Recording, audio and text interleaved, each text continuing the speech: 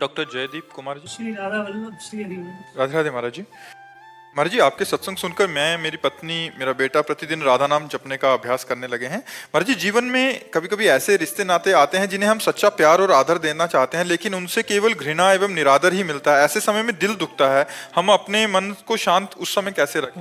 भगवान का स्मरण करके, भगवान का स्मरण करके, क्योंकि यहाँ कोई सच्चे हृदय से प्यार करना नहीं चाहता। यहाँ सब जगह स्वार्थ, छल, कपट, अपनी कामना की पूर्ति। यहाँ सच्चे हृदय वालों का आदर नहीं है, सच्चाई से चलने वालों का आदर कम है समाज में। आज जो जितना गंदा बोल सके, गंदा चल सके, गंदा आचरण कर सके, समाज उसी के, भाई ये ऐसा। और जो सिधाई से चले ना, तो लोग कंकड़ मारते, सीधे चलते चलने में कंकड़ मारते हैं, उसे छेड़ते हैं, उसको उपहास करते हैं, उसको नीचा दिखाने की कोशिश करते हैं। जो धर्म में चलना चाहता है, जो भक्ति करना चाहता है, उसका उपहास करते हैं लोग। लेकिन सत्य सत्य रहता है, उपहास सह जाओ। हम किसी से प्यार करें सच्चे हृदय से, और वो हमें सच्चे हृदय से प्यार करे, वो केवल एक ऐसा है, भगवान, दूसरा कोई नहीं है। ये हम पक्की बात तुम्हें बता देते हैं। छल कपट का प्रेम तो हमने देखा है, लेकिन सच्चा प्रेम नहीं देखा। महाराज जी, आप तो सबके हृदय की बात जानते हैं, तो क्या जो अधर्म आचरण कर रहा है वो अंदर से शांत है क्या? नहीं, बिल्कुल अंदर की बात तो महाराज जी अंदर आप ही पकड़ पाएंगे। अंदर से अशांत और भयभीत।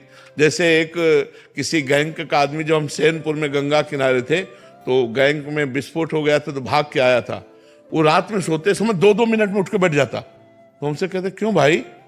बोले, मुझे डर है। तो जो दूसरों की हत्या किए हुए, जो पाप किए हुए, वो चैन से सो नहीं सकते, चैन से खा नहीं सकते, उस मतलब चैन से 1 मिनट नहीं रह सकते। केवल बाहरी रुआब तुम्हें दिखाई देती है कि लांग बूट पहरे, राइफल लिए और बड़ा ऐसा। फायदा क्या हुआ महाराज? तो बस यही तो जीव का भ्रम है, यही जीव का भ्रम है। वो फायदे के लिए अगर समझे तो भगवान का मार्ग है। ये तो अच्छे, यही रोड के किनारे पड़े हैं, ये क्योंकि वो अधर्म नहीं कर रहे हैं ना, इसलिए वो रोड के किनारे चैन से सो रहे हैं। और वो गद्दा में भी बैठकर चैन से नहीं सो पा रहा था, 2-2 मिनट में उठ के बैठ जाता। कोई आया क्या, कोई मेरे विषय में पूछा क्या? वो एकदम घबरा रहा था और राइफल बगल में रखे हुए भयभीत है, अशांत है, चित्त बेचैन है। पाप करने वाला कभी शांत नहीं हो सकता। अशांत, चिंता, शोक, भय, उद्वेग, ये उसको प्राप्त होते, पर उसको दूसरा रास्ता मालूम नहीं, इसलिए उसी रास्ते पे बढ़ता चला जाता है, उसी रास्ते पे बढ़ता जाता है। क्योंकि कहीं से धन मार लिया तो है, तो भयभीत है। मर्जी समझ आ रही है कि कोई सरकारी उसमें भी है, अगर उसने 5 लाख की घूस भी ले ली, बट उसको प्रतिपल भय है कहीं घर में छापा ना पड़ जाए, कोई पकड़ा ना जाऊं। बट महाराज जी, ये बात समझ क्यों नहीं आती हमें? भगवान की माया ऐसी प्रबल है कि वो अज्ञान में ही जी रहा है, इसलिए उसको समझ में नहीं आता। और फिर समझ में कभी एक ना एक दिन आ जाता है, जब पकड़ा जाता है, बेइज्जती होती है, तब उसको लगता है यार इससे तो अच्छा है कि जो हमें सरकारी पेमेंट मिल रही थी उसी में शान से जीते। तो एक ना एक दिन अधर्म चोट करता है, पर जब चोट करता है तो बहुत समय व्यतीत हो जाता है, बहुत हम आगे निकल गए होते हैं, पीछे लौटने का चांस नहीं रहता है। महाराज जी, आप तो शास्त्रों का परिणाम भी जानते हैं, तो इसका परिणाम क्या होगा? नरक, अन्य पशु पक्षियों की योनियों में जाना, भयानक रोगों से ग्रसित हो जाना, और इसी जन्म में परिवार में भयानक अशांति फैल जाना।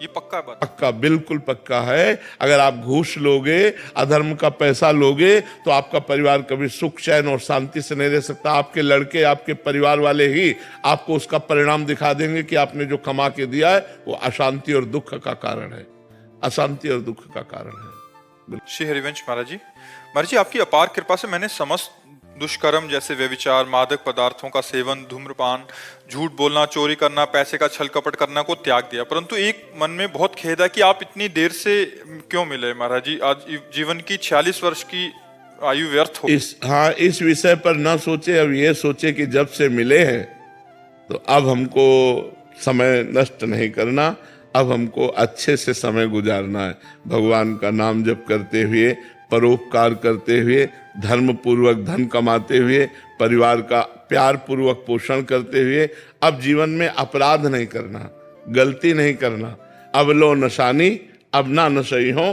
तो जितनी श्वासें हैं, जितना आपका समय है, वही भगवत प्राप्ति के लिए पर्याप्त है, उसी से भगवान की प्राप्ति हो जाएगी। हमें जो समय अब मिला है, हम जग गए तो अब हमसे गलती ना होने पावे, ये सबसे बड़ी बात है। पीछे जो भूत गया उसको तो छोड़ो, अब भविष्य की चिंता को छोड़ो, वर्तमान को संभाल लो।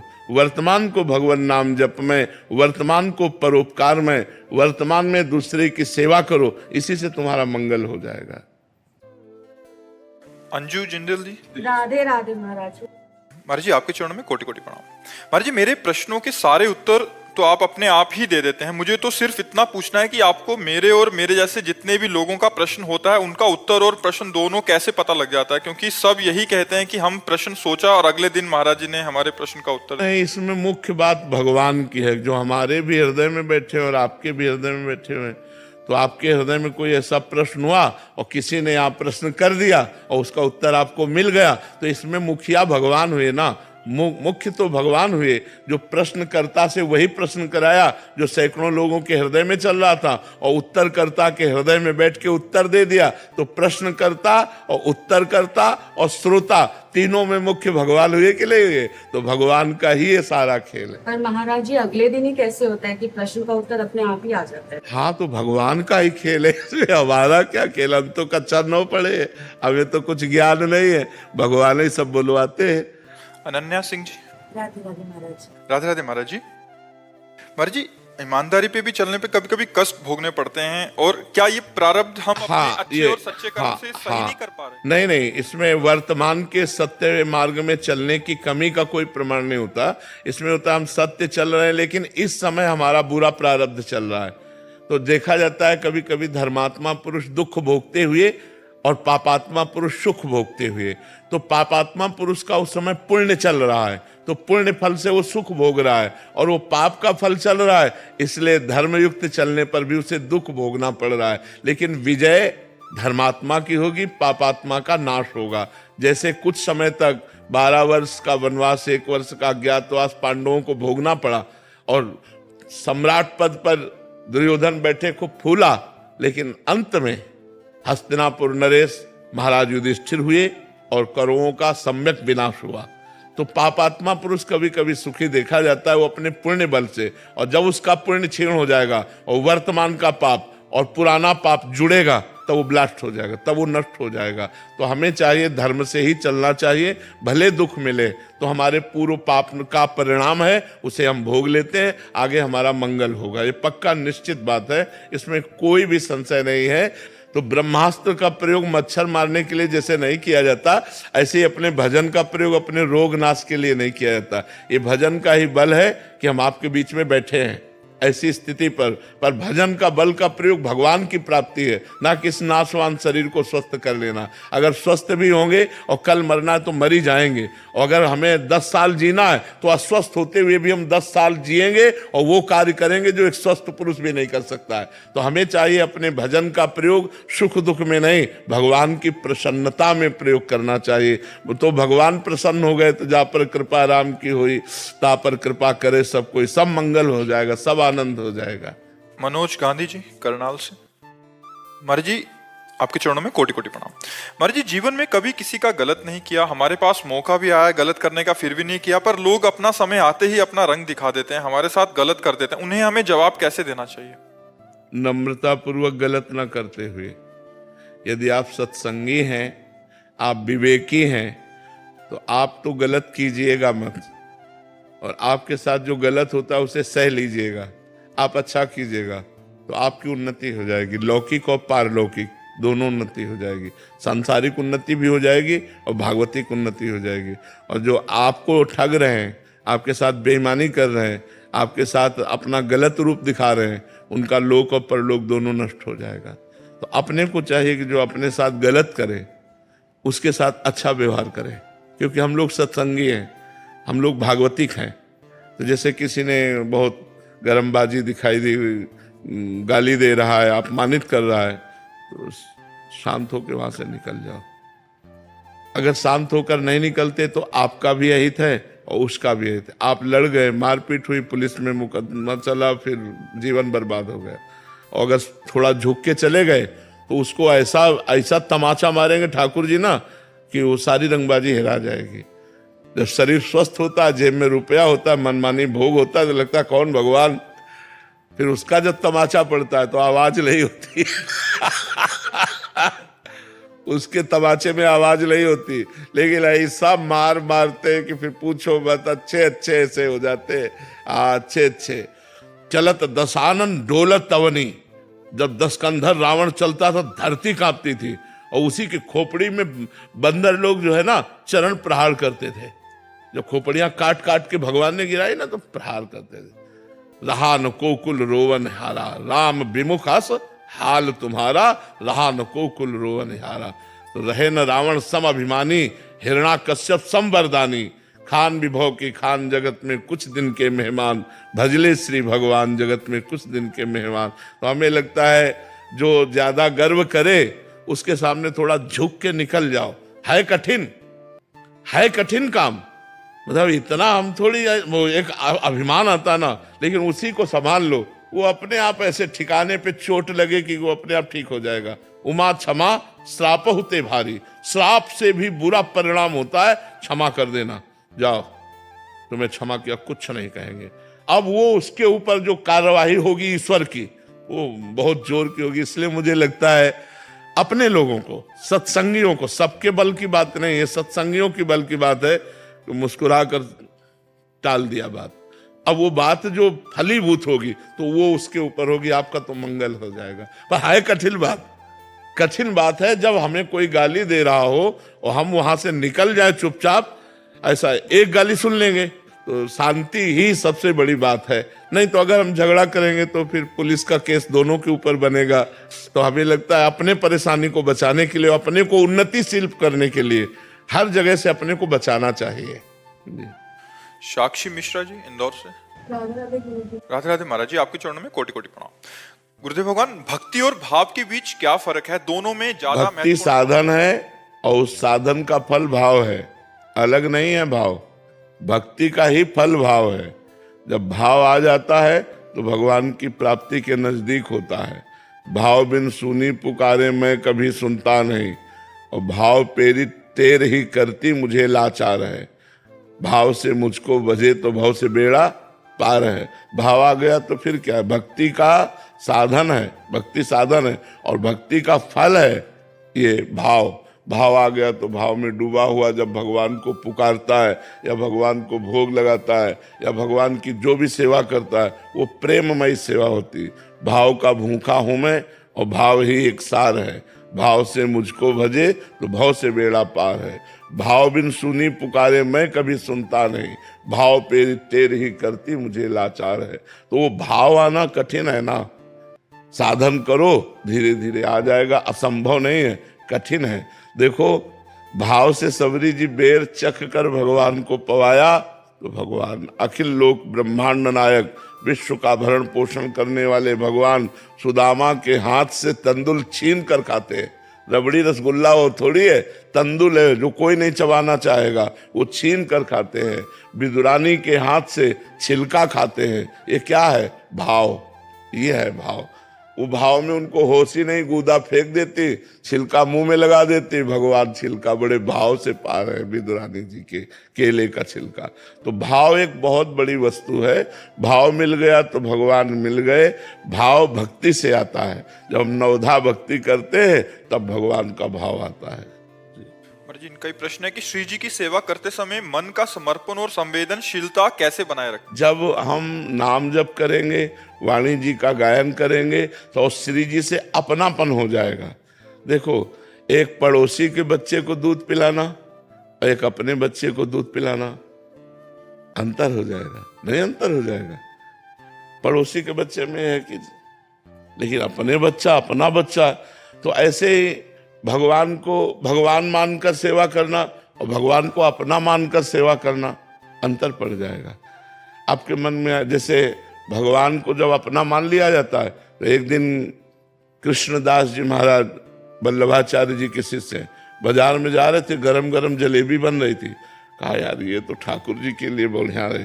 आंख मूंदा और भाव से, तो वहां ठाकुर जी जलेबी पाने लगे। भाव से भेजा ना, भाव से जलेबी खरीदी नहीं, केवल आंख मूंद कर भाव से, अरे तो ठाकुर जी के लायक गरम गरम जलेबी बढ़िया, ठाकुर जी पाने लगे। हमारा भाव बन जाए ठाकुर जी के प्रति अपना, कि मेरे ठाकुर जी, मेरे प्रियालाल, तो फिर जो सेवा होगी वो बड़ी सुंदर होगी। अब ये अपनापन नहीं हुआ ना। अब जैसे आप तो पाओ हलवा और चाय और रबड़ी और ठाकुर जी के आगे रख दो चिरौरी, तो फिर भाव क्या रह गया ठाकुर जी का। दुकानों में पूछते हैं सुपारी अपने लिए लोगे कि ठाकुर जी के लिए? अपने लिए तो फिर वो अलग दी जाएगी।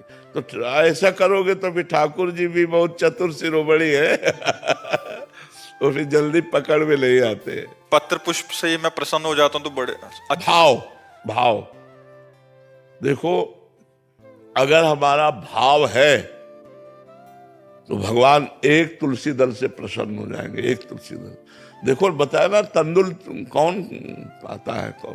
तंदुल माने होते चावल के टूटे हुए किनके, छिलका कौन पाता है? ब्रह्मांड नायक प्रभु है।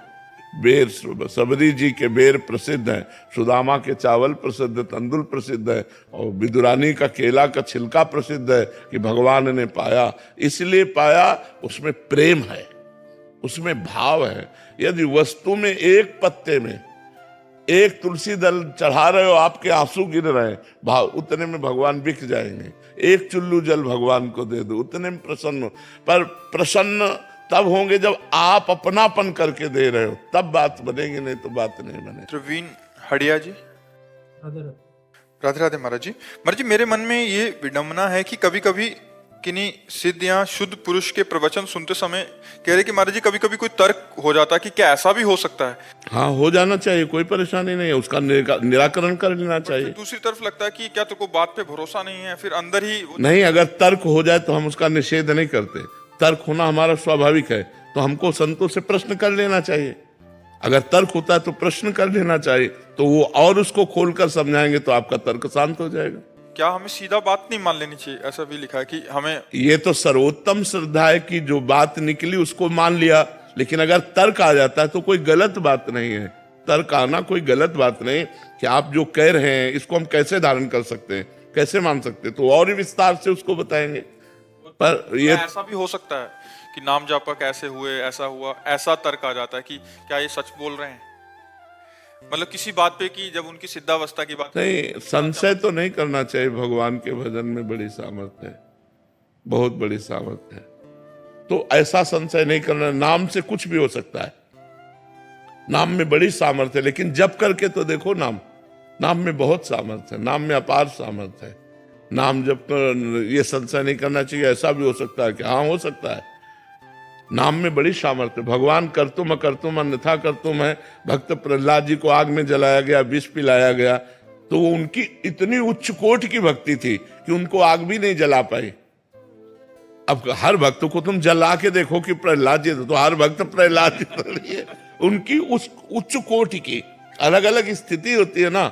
उनको ये जो पंचभूत है वो स्पर्श भी नहीं कर। जल में डुबोए गए लेकिन वो डूबे नहीं, पत्थर से दबाए गए लेकिन वो पिचके नहीं, आग से जलाए गए उनको जलन नहीं हुई। क्या क्या उनके ऊपर गैस छोड़ी गई मरण वाली, न जाने क्या क्या। वो हिरण्यकश्यप त्रिभुवनपति था, सब कुछ करके हार गया, लेकिन बाल भी नहीं झुलसा पाया। क्यों? इतनी उच्च कोटि की भक्ति की भगवान खंभा फाड़कर नरसिंह रूप में प्रकट हो गए, जो रूप कभी न सुना गया, न देखा गया, न पढ़ा गया। प्रहलाद जी की भक्ति से भगवान ने वो रूप धारण किया जो कभी पढ़ा नहीं गया, कभी देखा नहीं गया, कभी सुना नहीं गया। नरसिंह रूप, नीचे नर और ऊपर सिंह, वो भयंकर रूप कि त्रिभुवनपति हिरण्यकश्यप कांप गया और अस्त्र शस्त्र छूट गए, एक दहाड़ में मूर्छित होकर गिर गया। तो भगवान है यार। और उन भगवान का जो भजन करते हैं तो कुछ भी हो सकता है, कुछ भी हो सकता है, उसमें कोई मतलब समस्या नहीं है। तो इसलिए नाम जप करो, खूब भगवान के भजन में रहो, सब सुविधा भगवान दे देंगे, लोक परलोक की सब दे देंगे। मेहनत करो। अब हम मेहनत करते हैं, दिन भर मेहनत करते हैं, बीमार होने पर भी मेहनत करते हैं। यहाँ जो मेहनत हुई अपने एकांत में जब हुए तो वहां भी मेहनत शुरू। अपना अपना काम है, धंधे में लगे हो तो मालिक देख रहा है ईमानदारी से, तुम्हें वो इतना देता रहेगा। और फ्रॉडगिरी से जितना चलेगा वो 4 दिन चलेगा, इसके बाद बैठ जाएगा। तो इसलिए धर्म से चलो, खूब नाम जप करो, सब कामनाएं भगवान पूर्ण करने में समर्थ है। सोनिया जी पानीपत से। राधा वल्लभ श्री श्री हरिवंश महाराज जी। महाराज जी, अक्सर प्रतिकूल समय में किसी के पास जाएं तो वो उपाय में टोटका पूजा आदि की सलाह समाज को देता है, तो परंतु नाम जप और भजन पर वो विश्वास नहीं बनता, ना कोई नाम जप और भजन की सलाह मानता है महाराज जी। सभी का ध्यान टोटका आदि में ही रहता है कि जल्दी लाभ मिल जाए। अरे काहे को फालतू की बातों में समय बर्बाद करोगे। भगवान का नाम सर्व मंगलमय है। भगवान की शरण में होने पर, भगवान का नाम जप करने से जो प्रारब्ध दुख है वो भोगने की सामर्थ्य आती है और नए पाप नष्ट हो जाते हैं, पाप करने की इच्छा का नाश हो जाता है, जीव का परम मंगल हो जाता है। इन टुटका फुटका से कुछ नहीं होता। अरे भगवान की कथा करो, भगवान का नाम कीर्तन करो, भगवान की महिमा का गान करो। सब जीव माया से भूला हुआ है, इसीलिए सब कोई सलाह थोड़ी भगवान के नाम की देता है। ये बहुत भूल है, इधर उधर करने से कुछ नहीं होता। सुनो भरत भावी प्रबल बिलख कहो मुनिनाथ, हानि लाभ जीवन मरण जस अपजस विधि हाथ। ये टुटका से ठीक होने वाला नहीं है, ये विधान है, टुटका से ठीक होने वाला नहीं। भाई मैं हमारी बात मान लो, भगवान का आश्रय लो। सर्व विपत्ति का नाश करने में समर्थ केवल भगवान है, दूसरा कोई नहीं है।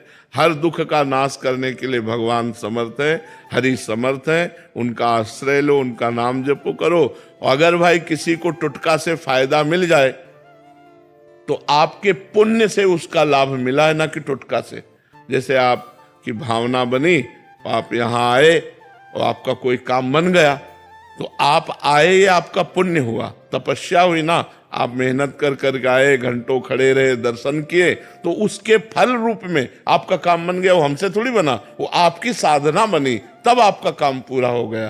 तो हमें लगता है कि हम साधना करें, हम तपस्या करें, हम भगवान का भजन करें, जो सत्य मार्ग है उसका हम अवलंबन लें। ये टुटका फुटका से तो मुझे नहीं लगता कि कुछ होने वाला है। और टुटका कहते किसे हैं, क्या टुटका होता है? चौराहे पे नींबू रखो, फिर उसकी चार और फिर पीछे को फेंको।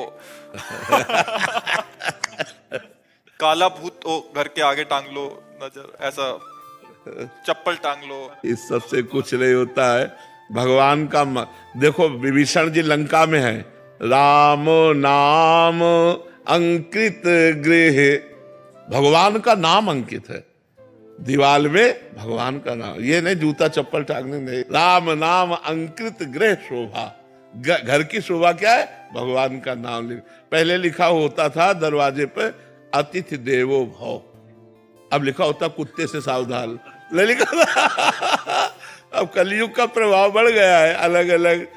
तो हम तो कहते हैं अगर आपका श्रद्धा विश्वास बने हमारी बात पे, तो भगवान का नाम लो। नाम लेत मंगल दिशि दशहु, दसों दिशाओं में मंगल होगा। हरि स्मृति सर्व विपद विमोक्षण। जहां आपको लग रहा हो कि अब अमंगल होने वाला है, पुकारो मंगल भवन भगवान को, हे हरि, हे भगवान, हे करुणामय, मुझ दीन की बात सुन लो, मेरी रक्षा कर लो। भगवान मंगल करेंगे। ये नींबू हो, ये घोड़े की नाल हो, ये इधर उधर की चीजें रक्षा नहीं करेंगी। ये सब प्राकृतिक नाशवान वस्तुएं हैं, हमें इन पर तो विश्वास नहीं है, हमें विश्वास नहीं है। आपको हो तो धन्यवाद, आप कीजिएगा, और जब आपको उससे लाभ ना मिले तो फिर भगवान का नाम लीजिएगा। अगर हमारे प्रारब्ध में किडनी भोग लिखा है तो त्रिभुवन में कोई पैदा नहीं हुआ कि इसे ठीक कर दे, और इसे ठीक होना लिखा है तो त्रिभुवन में कोई नहीं कि इसे बिगाड़ सके।